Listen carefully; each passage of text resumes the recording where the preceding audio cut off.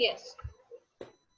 Today it's class 8 topic is crop production and management. Okay, so today we will start with the class 8 science and the very first chapter is crop production and management. So now we're going to start. As you all know, every organism, आप अपने आसपास जितने भी organisms देखते हो, every organism needs food. उसको खाना चाहिए है. अब खाना क्यों चाहिए? Why they require food? For their growth, उनको बड़ा होना है. They have to grow. They have to survive. Survival के लिए उनको चाहिए है. अब फॉर एग्जांपल छोटी सी बात है, अगर हम एक छोटा सा सीड को हम सो करते हैं, आप उसको डेली वाटर देते हैं, ठीक है, सॉइल से उसको न्यूट्रिएंट्स मिलता है, आफ्टर सम टाइम वो सैपलिंग्स बन जाता है, सैपलिंग के बाद it turns into a small plant, then again it grows, so ultimately वो ग्रो कर रहा है. सो ऑब्वियसली उसको हमने क्या दिया, हमने उसको वाटर दिया, हमने उसको सॉइल से उसने न्यूट्रिएंट लिया, so this was its food. So humans को भी फूड चाहिए, obviously we also need food. So food जो है अब हम कहाँ से लेते हैं, from where do we take our food? We take from plants as well as from animals, ठीक है, because we are omnivore, so we take food from both plants and animals. Rashi, I think आपको मेरी आवाज आ रही है बेटा? Yes. सो अब humans जो थे, दे हैव गॉट फूड. अब फूड रिक्वायर्ड है for their growth, for their maintenance. Maintenance में क्या होता है बेटा, you want, you do not want, लेकिन कुछ ऐसे प्रोसेसेस हैं जो आपकी बॉडी में लगातार चल रहे हैं, वो प्रोसेस आपके लगातार चलते रहेंगे, ठीक है, वो लगातार they will keep on moving. जैसे आपका हार्ट जो है वो लगातार मूव करता रहेगा, हार्ट ने लगातार पंप करना है, इसी तरह से किडनी है वो लगातार काम करेगी, स्टमक ने लगातार डाइजेशन करना है, आपके लंग्स हमेशा काम कर रहे हैं. You don't want, you want. It is not in your case, it's not your wish. So these are the processes which require a continuous supply of energy. तो उसके लिए आपको फूड लेना पड़ता है. Then you have, आपको body को protect करना है. Obviously you are living in an environment, आप एक एनवायरमेंट में रह रहे हो. तो एनवायरमेंट में रहने का क्या होता है कि आप, you are in constant touch. अब कुछ ऐसे ऑर्गेनिजम्स होते हैं which are good for you, but some organisms are like which are not good for you. जैसे माइक्रो ऑर्गेनिजम्स होते हैं, they are harmful, they are useful. जो हार्मफुल हैं, those are called as pathogens. उनसे आपकी body को protect करना है, उसके लिए ऑब्वियसली आपको एनर्जी चाहिए. कोई डॉग आपके पीछे पड़ गया तो obviously you will run. So अब रनिंग के लिए what you need energy. So then repair of damage tissue. अब देखो इतना वर्क हो रहा है आपकी बॉडी में, तो नेचुरल सी बात है there will be some kind of damage tissues, और उसके रिपेयर के लिए you need energy, you need proteins, you need carbohydrate for energy purpose. So इन सब चीजों को कौन प्रोवाइड कर रहा है? तो नेचुरली जो ह्यूमन बींग्स हैं, they are dependent on food. Clear बेटा? अब देखो बेटा, अब बात आती है प्लांट्स की. प्लांट्स का तो सीधा सा काम है, they can make their own food. ठीक है Manan, they can make their own food.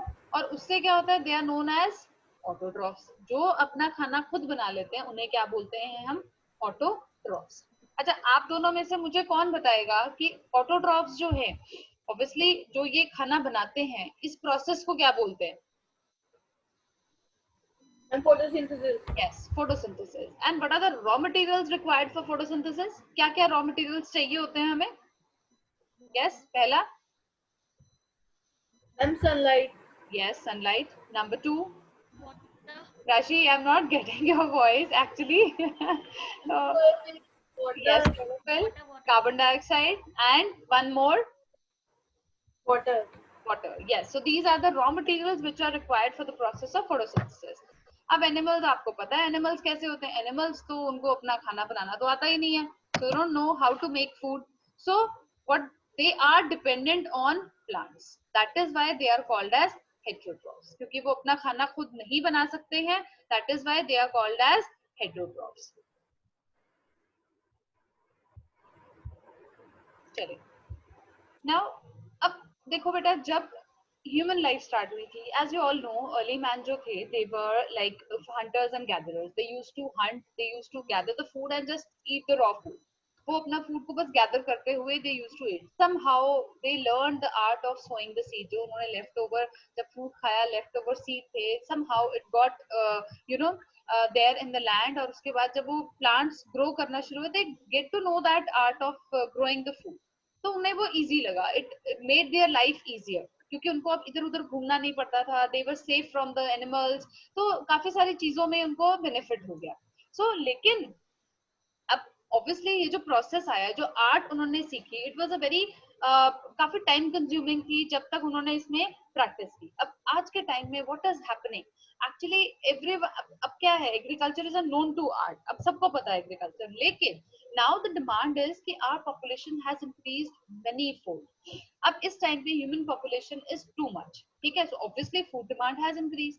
तो नेचुरली आपको जो एग्रीकल्चर अब परफॉर्म करना है, मतलब जो आपने क्रॉप प्रोडक्शन करनी है, उसकी आउटपुट आपको मैक्सिमम चाहिए, आउटपुट ज्यादा चाहिए, क्योंकि जो एरिया है जो आप जिसके ऊपर खेती करते हो, एग्रीकल्चर करते हो, वो कम हो रहा है। बिकॉज ऑब्वियसली जब पॉपुलेशन बढ़ेगी तो क्या होगा, उनको रहने के लिए घर चाहिए, उनको काम करने के लिए फैक्ट्रीज चाहिए, इंडस्ट्रीज चाहिए, तो ये सारी चीजें बनाने के लिए obviously you need some kind of area, area मतलब लैंड चाहिए उनको। तो वो जो चीज थी, अब obviously area to be crop, जो एग्रीकल्चर करना है वो कम हो गया, लेकिन आउटपुट हमें ज्यादा चाहिए क्योंकि लोग ज्यादा हैं, ऑब्वियसली फूड डिमांड ज्यादा है। सो एग्रीकल्चर को अगर हम डिफाइन करते हैं, how we define agriculture, agriculture is the science और प्रैक्टिस ऑफ फार्मिंग। मतलब आप एक साइंटिफिक तरीके से फार्मिंग कर रहे हो, एक साइंटिफिक अप्रोच के साथ, सो दैट आपका जो आउटपुट है वो मैक्सिमम आए, ठीक है, लॉसेस जो है टू द मिनिमम आए, राइट। अब इसमें क्या हो रहा है, एक्चुअली क्या होता है, it is actually it includes your cultivation of the soil for growing crops, ठीक है। हम इसमें कल्टीवेशन कर रहे हैं, क्या चीज करने के लिए, क्रॉप्स को उगाने के लिए। अब ये क्रॉप्स क्या चीज है भाई, क्रॉप्स होती है बेटा प्लांट्स जो एक जैसे, Useful plant. Yes, plants of the same kind, जिसे हम एक ही एरिया पे ग्रो करते हैं और कल्टीवेट करते हैं at one place over a very large area, उसको हम बोलते हैं क्रॉप।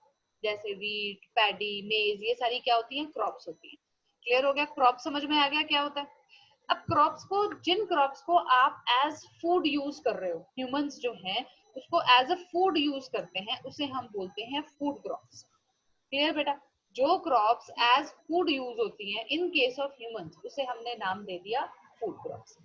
अब आपको पता है हर प्लांट की अपनी रिक्वायरमेंट होती है, ठीक है, उसको कभी कैसा टेम्परेचर चाहिए, किसी प्लांट को कम चाहिए, किसी प्लांट को ज्यादा चाहिए, किसी को पानी ज्यादा चाहिए होता है, किसी को कम चाहिए होता है। सो उस हिसाब से आपके काफी सारी तरह की वैरायटी ऑफ क्रॉप्स बन जाते हैं। अब ये जो कंडीशंस होती है ना, दे प्रिवेल अकॉर्डिंग टू सीजन, ठीक है, ये सीजन के अकॉर्डिंग प्रिवेल करते हैं कंडीशन। तो डिपेंडिंग अपॉन द सीजन के ऊपर हमने बेस किया, और हमारी जो क्रॉप्स हैं हमने उन्हें डिवाइड कर दिया इनटू टू मेन कैटेगरीज। वो क्या कैटेगरीज हैं, kharif crops and rabi crops. Clear. अब खरीफ क्रॉप्स जो हैं they are grown in rainy season, ठीक है, इसे हम कहाँ कब ग्रो करते हैं, रेनी सीजन। और रेनी सीजन कब से कब है, जून से लेके सितंबर तक। क्लियर हो गया। एग्जाम्पल इसके बहुत आसान है, एग्जाम्पल है आपके पैडी एंड मेज। क्लियर हो गया। सो जो क्रॉप्स आप रेनी सीजन में ग्रो कर रहे हो स्टार्टिंग फ्रॉम जून टू सितंबर, उन्हें हम क्या बोलते हैं, खरीफ क्रॉप्स। एग्जाम्पल पैडी, मेज। रबी क्रॉप्स क्या होती है मनन, मैम यस बेटा, रबी का क्रॉप जो मैम विंटर्स में ग्रो, मैम यस विंटर्स में grow. Yes, the crops which are grown in winter season, हम सर्दी में इसको उगाते हैं। सो कब से कब, अक्टूबर से लेके मार्च तक, ठीक है। फॉर एग्जाम्पल वीट, ग्राम, तो ये इसके एग्जाम्पल्स। सो आई थिंक, हाँ जी, हाँ जी बेटा, मैं तो कुछ नहीं कहा हाँ जी, मैम, मैंने तो कुछ नहीं कहा। अच्छा राशि आपने कुछ कहा बेटा, ठीक है, चलो। अब है बेटा समर क्रॉप्स। अब what do mean bye summer crops, ये वो क्रॉप्स हैं जो हम समर सीजन में उगाते हैं, ठीक है, the crops which are grown in summer season, those are known as summer crops. अब ये होता है आपका जो वेरिएशन है ना, वो आएगा अप्रैल से लेके जून तक, ठीक है, अप्रैल से लेके जून तक, और इसमें ज्यादातर आपकी पल्सेस और वेजिटेबल क्रॉप्स को हम कवर अप कर लेते हैं, ठीक हो गया। अब हम बात करते हैं बेटा, जो हम अभी साइंटिफिकली तरीके से हम बात कर रहे थे कि साइंटिफिकली अगर आप वो करते हो, एग्रीकल्चर क्रॉपिंग कर रहे हो, तो उसमें क्या मेथड फॉलो करते हैं, क्या चीज अलग होती है। देखो बेटा कुछ ऐसे सेट ऑफ पैटर्न है, आपको एक सीरीज ऑफ स्टेप्स को फॉलो करना पड़ता है जब आप एक क्रॉप प्रोडक्शन कर रहे हो। तो उसमें से सबसे पहला स्टेप है प्रिपरेशन ऑफ सॉइल, अब पहला स्टेप है प्रिपरेशन ऑफ सॉइल। तो इसका क्या मतलब है कि आपकी जो क्रॉप है हम उसे तैयार कर रहे हैं, ठीक है, हम क्या कर रहे हैं, उसको रेडी कर रहे हैं, we are readying that soil. अब ये तो देखो एक नेचुरल सी बात है, जब आपने क्रॉप उगानी है, क्रॉप कहाँ उगती है, सॉइल के सबसे टॉप लेयर पे, ठीक है, crop they grow only in the top layer. तो इसका क्या मतलब है कि टॉप लेयर को आपको खूब फिट बनाना पड़ेगा। फिट मतलब उसको पूरा न्यूट्रिएंट रिच होना चाहिए, it should be loose, it should be porous. अब पोरस का क्या मतलब है, पोरस मतलब कि उसमें से एयर की जो एक्सचेंज है वो इजिली हो जाए, it is full, it should B full of air. क्यों? क्योंकि जो रूट्स हैं वो बेहतर तरीके से स्प्रेड आउट कर सकते हैं, plus they can breathe better. Obviously अगर उनके अंदर गैसेस एक्सचेंज अच्छा होगा, वो डीप जाएंगे तो वाटर जो है जल्दी अब्सॉर्ब हो पाएगा, और ऑब्वियसली दे रिस्पायर ऑल्सो। तो अगर वो ब्रीदिंग इजिली कर रहे हैं तो नेचुरली वो अब्सॉर्प्शन भी इजिली करेंगे। क्लियर है बेटा? इसके अंदर इन दिस पर्टिकुलर स्टेप हम कुछ सब स्टेप्स को फॉलो करते हैं, ठीक है। वो सब स्टेप्स क्या है वो एक बार हम देख लेते हैं, ठीक है बेटा। देखो, यस, सबसे पहला स्टेप होता है लूजनिंग ऑफ सॉइल। हम सॉइल को ना लूजन अप कर देते हैं, ठीक है। उसके बाद व्हाट वी डू, जो वो हमने सॉइल लूज की उसके अंदर ना बड़े बड़े मिट्टी के ढेले बन जाते हैं, सॉइल क्रम्स बोलते हैं उसको, हमने ब्रेक डाउन करना है, ठीक है। उसके बाद the next step is we have to level the soil, हमें सॉइल को लेवल करना पड़ता है। क्लियर बेटा? यस। Yes, नेक्स्ट, फिर हम लास्ट में क्या करते हैं, वाटरिंग करते हैं, ठीक है जी। अब देखो बेटा, अब हम इसको पढ़ते हैं डिटेल में कि सबसे पहले जो हमने लूजनिंग की सॉइल की उसका क्या बेनिफिट हुआ, कैसे करते हैं हम उसको, ये देखते हैं। तो सबसे पहले what we are going to do, we are going to loosen up the soil. अब लूजन अप सॉइल का क्या मतलब है कि हम ना सॉइल को उल्टू पुल्टू कर रहे हैं, मतलब we are turning the soil, ठीक है Manan, we are actually turning the soil. अब टर्निंग से क्या बेनिफिट होता है, what is the benefit of turning the soil Manan? Ma'am turning से मैम वो मैम जो नीचे वाली लेयर्स है मैम वो ऊपर आ जाती है यस, मैम। जब आप सॉइल को टर्न कर रहे हो व्हाट इज हैपनिंग, जो नीचे वाली the more fertile layer is coming up, and जो नीचे लेयर है उसमें एक और बात होगी, that will be full of moisture, क्योंकि ऊपर वाली लेयर में तो इवेपोरेशन हो रही है, सीधा सन की रेज उस पर पड़ रही थी, ऑब्वियसली वो थोड़ी सी हार्ड होगी। जो नीचे वाली होगी वो हमेशा सॉफ्ट होगी और फुल ऑफ मॉइस्चर होगी। आपने कभी घर में जैसे अगर हम प्लांट वो करते हैं पॉट्स की करते हैं फ्लोइंग से टाइप करें, तो क्या होता है जब आप उसको पी के साथ करते हो तो आपको जो अंदर से मिट्टी मिलती है ना वो गीली होती है, मॉइस्ट होती है, बिल्कुल फुल ऑफ मॉइस्चर। तो इसका क्या बेनिफिट हुआ, सबसे पहले हम क्या कर रहे हैं, हम लोअर लेयर्स को ऊपर लेके आ रहे हैं, ठीक है जी। क्लियर हुआ बेटा? Yes ma'am. हाँ जी। उसके बाद देखो, अब ये जो लूजनिंग और टर्निंग हमने किया इसको हम क्या बोलते हैं, टिलिंग या फिर फ्लोइंग, ठीक है बेटा जी। हम इसको क्या बोलते हैं, टिलिंग या फिर फ्लोइंग। तो ये जो हमने लूजनिंग की और जो टर्निंग की, इसे what we call it as tilling और we call it as ploughing. इसको आप या तो एक फ्लो के साथ करते हो, वो फ्लो या तो आपका वुडन होता है या फिर आयरन का फ्लो, ठीक है। अब हमने टिलिंग कर ली, लूजनिंग कर ली, अब नाउ व्हाट इज हैपनिंग, अब ना बड़े बड़े पीसेस ऑफ सॉइल जो है उसको छोटे छोटे पीसेस में तोड़ा जाता है, ठीक है। तो इस चीज को हमने क्या कैसे करना होता है, we do it with a plank. Plank क्या करता है, बड़े बड़े सॉइल के टुकड़ों को ब्रेक डाउन कर देता है into small small pieces of soil, ठीक हो गया? क्लियर हो गई? अब ये जो हमने सॉइल को फ्लो किया इसको हमें इवन बनाना पड़ता है, ठीक है। इवन बनाने के लिए मतलब एक लेवल पे करना पड़ेगा आपको। अब वो हम करेंगे with the help of leveller, naturally, ठीक है। हम यूज कर लेंगे लेवलर। अब कई बार क्या होता है, समटाइम्स इट हैपेंस, ये फार्मर्स क्या करते हैं अपने एक्सपीरियंस के हिसाब से ये चलते हैं, जैसे कि सपोज करो हम टिलिंग अभी करनी है, हमने मतलब हमने टर्निंग करनी है अभी सॉइल की, तो हम क्या करेंगे उसमें मैन्योर पहले ही ऐड कर देते हैं। उसका क्या फायदा हुआ, जो मैन्योर थी वो सॉइल के अंदर चली गई, जिससे क्या होगा, न्यूट्रिएंट जो है वो सप्लाई बढ़ जाएगी।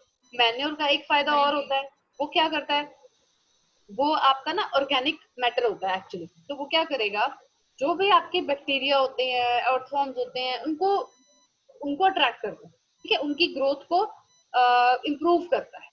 नंबर सबसे इंपॉर्टेंट चीज जो होती है वो होती है ये वाटर रिटेनिंग कैपेसिटी को बढ़ा देता है सॉइल की, क्योंकि ये क्या करता है पानी को अब्सॉर्ब कर लेता है, तो उससे क्या होता है, सॉइल जो है वो और अच्छी हो जाती है। तो समटाइम्स फार्मर्स क्या करते हैं, in order to increase fertility, वो टिलिंग से पहले ही मैन्योर ऐड करते हैं।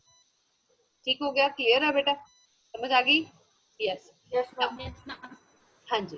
फिर क्या करते हैं, लेवलिंग के बाद सॉइल को वाटर दे दिया जाता है, ठीक है, पानी दे दिया उसमें, और सीड्स को सो कर देते हैं। क्लियर होगी बात, ये समझ आ गई? अब हम देखते हैं बेटा, ये जो हम अब स्टेप कर रहे हैं, नेचुरली आप कुछ ना कुछ, अब इसके बेनिफिट का क्या हुआ, सबसे पहले तो हम बेनिफिट का पढ़ते हैं। क्या फायदा हुआ लूजनिंग करने का, इतना हमने दिमाग लगाया, इतना सब कुछ किया, अब उसका कुछ फायदा हो रहा है कि नहीं हो रहा? फायदा तो हो रहा है। क्या फायदा हो रहा है वो देख लेते हैं। देखो जी, सबसे पहला मैम तो रूट फायदा, है जा जी, पाती है। क्या बेटा? मैम रूट डीप जा पाती है। यस, जो रूट्स होती हैं, एक तो ये बहुत ज्यादा डीप चली जाती है सॉइल के अंदर, क्योंकि जो सॉइल है वो सॉफ्ट हो गई, तो रूट्स काफी अंदर तक जाएंगी। अब अंदर जाने का क्या फायदा होगा, Manan? What is the benefit of making the roots go more deeper? Ma'am exchange of gases अच्छी हो जाएगा। अच्छा, जो और स्ट्रक्चर डीपर रहेगा में क्या वो अच्छा होगा? हो जाएगा। डीपर में गैसेस एक्सचेंज तो सुपरफिशियल भी हो जाएगा। Yes ma'am. वाटर एब्जॉर्प्शन, जितना डीप जाएगा उतना ज्यादा ग्राउंड वाटर मिलेगा। ठीक है, okay. Rashi, if you want to give answer you can message me, okay, आप मैसेज कर देना। Okay ma'am. ठीक, चलो, ये हो गया। एक मनन हमें पॉइंट बता रहा है कि भाई जो उसको ब्रीथ करना है वो इजी हो जाता है, क्योंकि रूट्स, अब जो सॉइल है दैट इज क्वाइट सॉफ्ट, उससे क्या है कि पोरस बन गई, तो उससे क्या हुआ, आपका जो गैसेस एक्सचेंज है वो काफी अच्छा हो गया। क्लियर बेटा? अब एक और बात आ गई, जब हमने लूजनिंग की तो क्या हुआ, it would help in the growth of earthworms. अब अर्थवॉर्म्स जो है वो बढ़िया तरीके से ग्रो करने लग गए, प्लस जो भी आपके फ्रेंडली माइक्रो ऑर्गेनिजम्स थे। अब आपको पता है ये जो अर्थवॉर्म्स होते हैं ना, they are farmers best friends, क्योंकि ये क्या करते हैं, फार्मर्स की हेल्प करते हैं। दे हेल्प फार्मर्स, क्योंकि क्या करेंगे, ये अपने लिए बरोज बनाते हैं नीचे छोटे छोटे, क्योंकि रहते तो मिट्टी में ही है, तो they go from here there by helping and tilling the soil. ये इनडायरेक्टली हेल्प करते रहते हैं, ब्रेक डाउन करते रहते हैं सॉइल के बड़े बड़े पार्टिकल्स को छोटे छोटे पार्टिकल्स में, तो ये हेल्प करते हैं। नेक्स्ट पॉइंट क्या आता है बेटा जी, कि जो हमने लूजनिंग की, तो उससे क्या होता है, जो न्यूट्रिएंट रिच सॉइल की लेयर थी ना, जो डीप में थी, उसे हम टॉप पे ले आए। क्लियर हो गया? ये पॉइंट्स क्लियर हुए बेटा?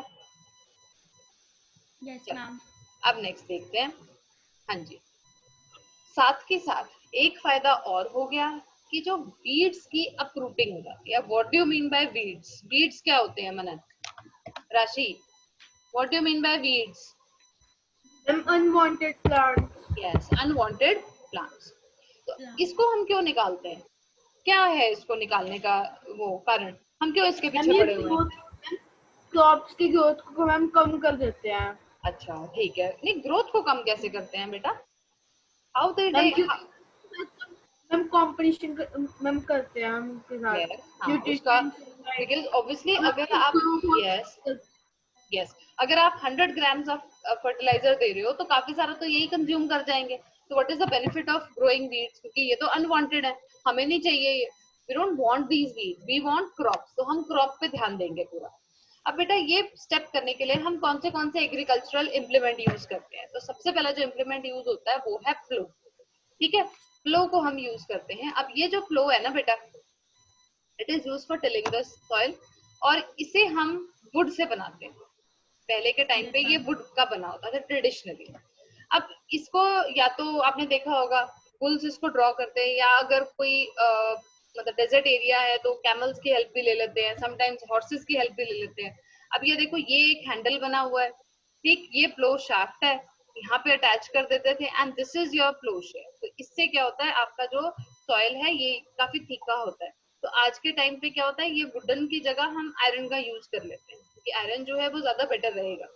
ठीक है, अब ये है हो, दिस इज हो, ये भी यूज होता है for loosening of soil and removal of weed, ये दोनों काम करता है। ये देखो, ये बीम बना हुआ है, यहाँ पे वो एनिमल्स जो है इसको अपने ऊपर प्लेस कर लेते हैं, this is a rod.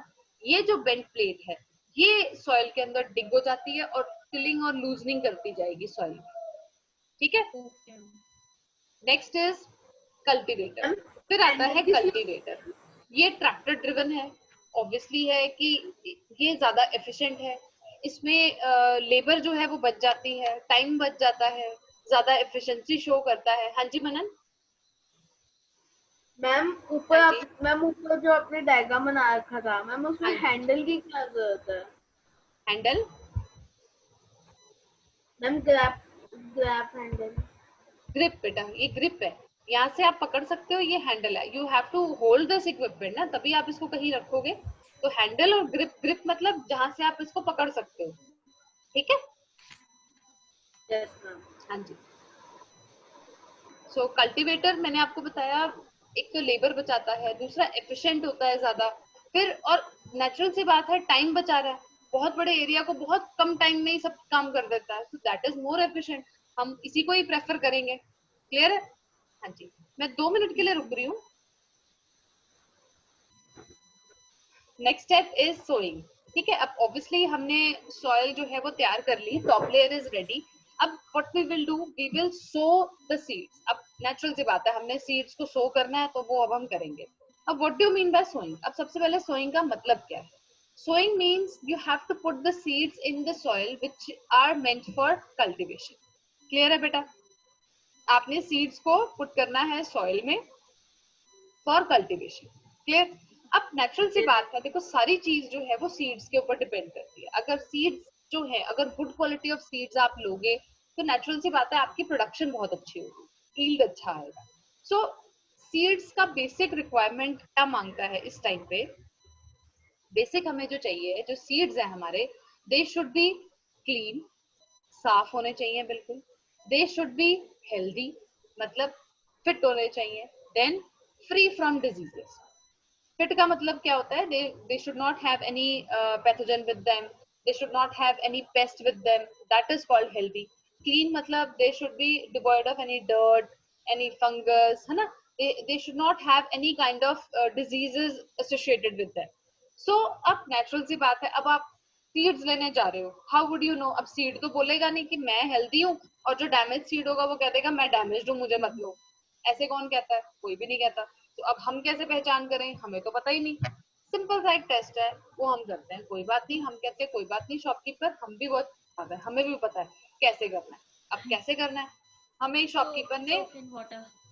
2 seeds के पैटर्न दे दिए, पैकेट दिए। हमने क्या किया, एक बाउल ले लिया वाटर का, ठीक है, 2 बाउल ले लिया, बल्कि एक में एक पैकेट डाल दिया, एक में एक पैकेट डाल दिया। अब क्या होगा? अब जो हेल्दी सीड होगा वो क्या करेगा? वो क्या करेगा? वो अपना सिंक कर जाएगा मैम पानी। वो यस मनन? मैम वो एकदम नीचे बैठ जाएगा पानी में। यस, अब आपकी आवाज आई मुझे।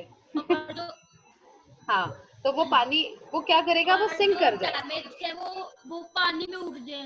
यस, डैमेज सीड्स क्या होंगे? वो पानी में फ्लोट करना शुरू हो जाएंगे। अब ऐसा क्यों हुआ? उड़ जाए। हेल्दी सीड क्यों बैठ गए भाई? वो तो चुस्त दुरुस्त है, वो क्यों बैठ गए? क्योंकि they are healthy, they are heavy, they have inside them stored food. और डैमेज सीड क्या होंगे? अंदर से खोखले, दे आर हॉलो। तो उससे क्या हुआ? They are full of air, कुछ भी नहीं है उनके अंदर, so they will rise up. So this is how we can make out कि हाँ जी ये वाला जो पैकेट है वो हेल्दी था और ये वाला डैमेज है। We don't need to buy the damage seeds. Okay बेटा? यस। सो नेक्स्ट इज,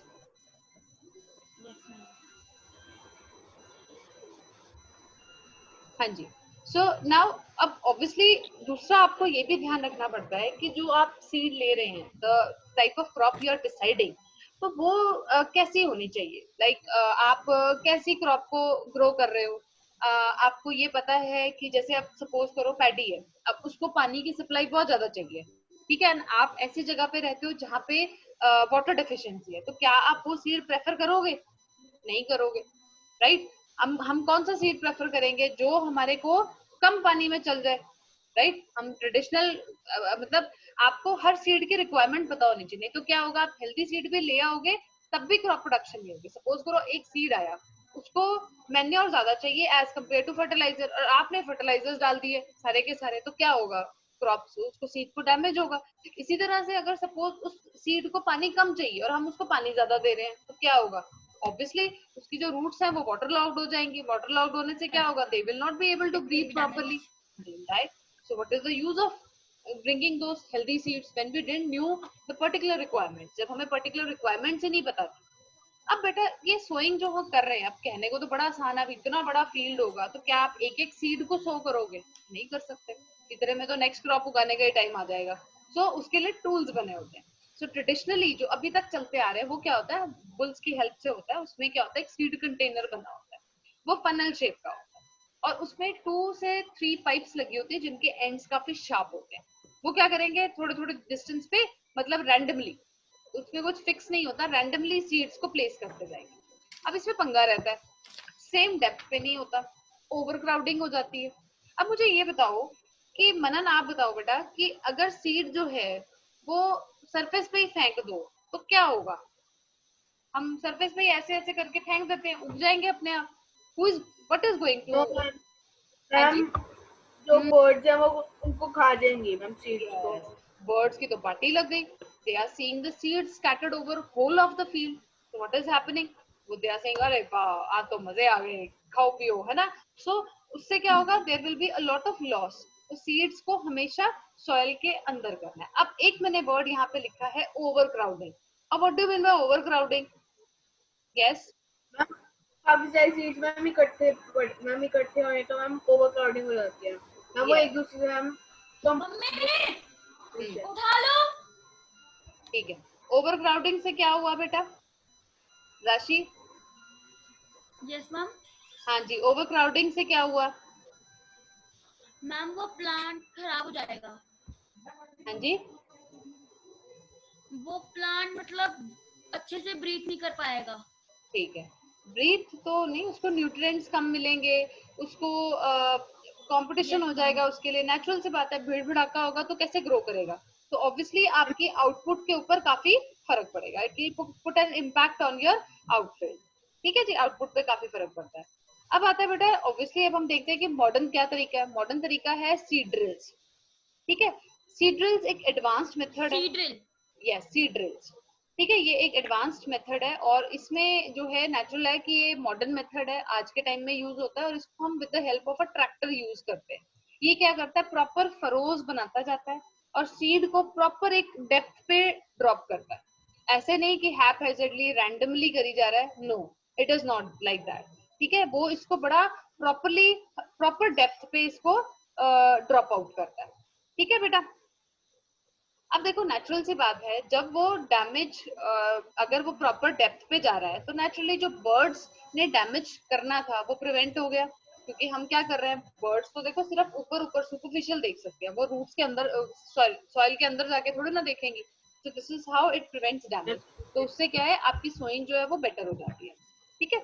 अच्छा जी, फिर है बेटा एडिंग मैन्योर एंड फर्टिलाइजर्स। अब नेक्स्ट स्टेप आता है आपका कि आप अब अपनी जो आपने सीड सो कर दी है नेचुरली, अब सीड सो करे हैं तो ऑब्वियसली उसको न्यूट्रिएंट तो देना पड़ेगा ना, फूड तो दोगे तभी वो ग्रो करेगा। हमने स्टार्टिंग में पढ़ा है चैप्टर के कि फूड क्यों रिक्वायर्ड है, because we need to grow, हमें ग्रो करने के लिए फूड चाहिए। तो same applies with seed also. अब सीड के लिए क्या है, अब देखो, अब प्लांट्स जो है ना, हम जो फार्मर्स होते हैं स्पेशली, वो क्या, उन्होंने तो खेती बाड़ी करनी होती है, तो फील्ड में every year every season they grow crops. अब प्लांट्स क्या कर रहे हैं, उस सॉइल में से न्यूट्रिएंट्स ले रहे हैं। बट अगर हम ये चीज बार बार कर रहे हैं तो नेचुरली जो सॉइल है उसके पास न्यूट्रिएंट्स की डिप्लीशन हो जाएगी, मतलब कमी हो जाएगी। The soil will get depleted of its mineral nutrients. क्यों डिप्लीशन हो गई? क्योंकि जो प्लांट्स है ना, वो बार बार खाना उससे ले रहे हैं। सो प्लांट्स जो थे एक्चुअली न्यूट्रिएंट्स उनको मिला सॉइल से। ठीक है। अब प्लांट्स बार बार उग रहे हैं तो क्या होगा, जो सॉइल है it will get depleted of mineral nutrients. अब इस प्लांट को न्यूट्रिएंट जो है वो नहीं मिलेगा। कैसे मिलेगा फिर, जब यहाँ पे हो ही नहीं रहा है, सॉइल कहाँ से लेके आएगी? जब प्लांट उसको every time it is taking, we have to replenish that thing. हमें उसे रिप्लेनिश करना पड़ता है। ताकि कैसे रिप्लेनिश करते हैं,